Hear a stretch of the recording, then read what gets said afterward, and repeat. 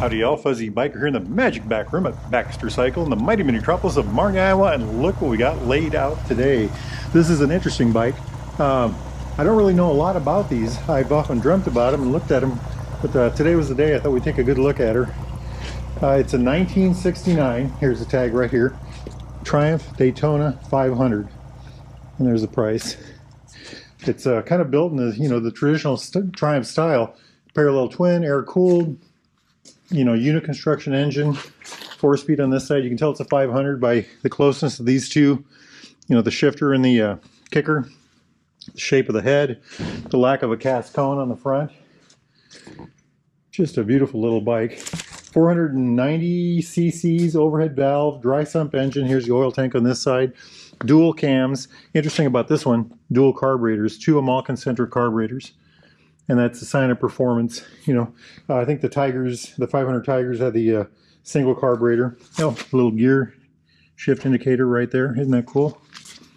I like that. 4-speed transmission. Supposed to make about 39 horsepower, I believe. I wonder if I got that right. That's quite a number. 39 horsepower for a bike that weighs 356 pounds. Wow. That's not too bad, is it? Even by modern standards.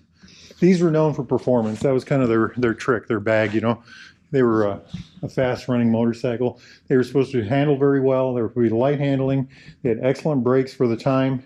They've got this dual leading shoe, kind of the race brake, It looks like an inlet here, but they usually are covered. They didn't want water getting in there, but if you wanted to race, you take that cover, you take the blocker out of there, and then, of course, there's an outlet on this side, I think. Yep.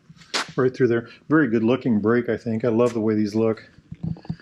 Little hubcap on this side. Telescoping forks, of course. Metal everything. 1969, everything's metal. The tire in the front is a 3 1/4 by 18. I think this had 18s front and rear. Yeah, 3 1/4 and 18. On the back, it's a 3 1/2 by 18.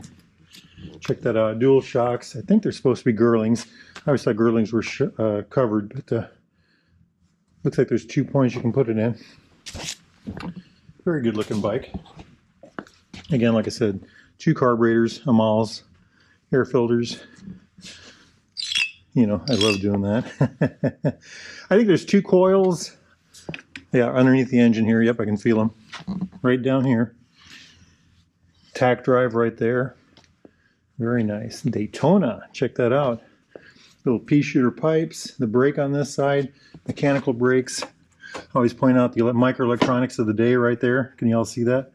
That's how the brake light worked. It was hooked to this rod. So the foot, the foot brake, the pivot point, the rod over here. This is how you adjust the brake. One of the reasons I think I'm so infatuated with brakes on these old bikes, on any bike for that matter, is that was really the first thing I ever learned how to adjust on a motorcycle, I believe. And also my dad was emphatic about, doesn't matter how fast it goes, you got to make sure you can stop. So. Which is true, if you're going to go forward, you got to be able to stop too. But isn't that just a good looking machine? Very good looking lines, I think. These had so the front, this is an 8-inch brake, by the way, on the front, and a 7-inch on the rear. And I think I said this before, I always call this a half shoe. I don't know if that's the right term for it, but much narrower shoe than the one on the front. I just love the way these things look. Very stylish. I love, these bikes have soul. These bikes have very organic lines. You can almost see the draftsman drawing these out, the artists, the people doing the work. Just fabulous, fabulous. Wheelbase was 53.5 inches. There's about 7.5 inches of ground clearance on these. Seat height was about 30 inches. It's on the center stand right now. And the weight, 356 pounds. Top speed of these, and this is kind of cool, these are supposed to be able to cruise at 80 to 90 miles an hour all day long with a top speed of about 105. So that's pretty darn good, I would say, for a 490 cc. And they were made for handling. I think I mentioned that earlier. They're supposed to have very nimble handling, very maneuverable, lighter weight, and have excellent brakes.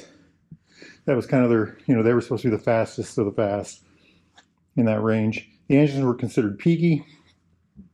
The power really came on over 4,000 RPMs, I believe, and the red line was about 8. So you had to be able to ride to that, I think they vibrated a little bit too. Of course, an older bike like this would, wouldn't it? Just a real piece of art, I think. You know, it's got the classic looking Triumph tank, the center rib down the center. And here we have a silver stripe with a white line and then the green. Of course, the Triumph 3D, you know, metal enamel backed marquee on the side here. Gorgeous, gorgeous. Let's take a look under the seat. That's how you pop the seat on these hot rods. Oh, the little line right here comes up. Yeah, you pull that out, that hooks there.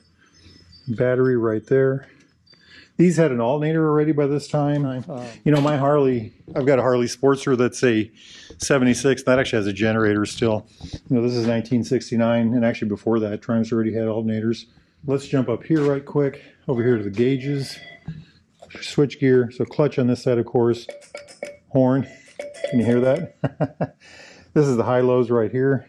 Over here is choke, fuel. It's got those really neat barrel-shaped grips. I love the way those feel when you're riding. They're excellent, by the way. That's my favorite style of grip. Brake, of course, on this side. Looks like a fork lock right there. Ignition's over here. Smith gauges. Isn't that cool? These are the magnetics by now. So tachometer on this side, mechanical tach drive right there, right to the back of the tach, and then the speedo on this side. There's a guy that lives just south of here. He has a shop where he rebuilds these Smith gauges. I'll put his website right here. You can do the innards, he can print new faces, he can recrimp, put new glass in. Just amazing what he can do. As far as the speedometer goes, let's see where the speedo drive is right back here. So the speedo drive cable all the way up to the speedo back here. Amp gauge right here. This is the light switch. And I'm not sure what either light means. I'm guessing neutral and then maybe the alternator light right here, power light. Isn't that just kind of cool the way that looks? I like that a lot. Very handsome motorcycle. Looks very light. It's considerably smaller looking than like these 650s over here. You know, this, I just did a video on this one right here, 650. Looks quite a bit larger than the Daytona does. And I'm sure the handling wise, this is much more nimble. I shouldn't say I'm sure, I'm guessing. Just a beautiful, beautiful machine. Look at the stripe down the center here.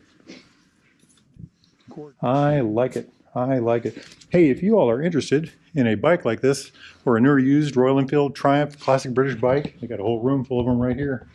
If you need parts, accessories, doodads, advice, books, anything at all, contact Baxter Cycle here in Marnie, Iowa, or go to baxtercycle.com. Make sure you tell them Fuzzy Biker sent you. Now, it's a beautiful day out, but not here. We've got sun, but we've got about 2 degrees above zero. It's actually pretty cold in this room right now. But if it's warm where you're at, get yourselves out there and ride, my friends. Wahoo!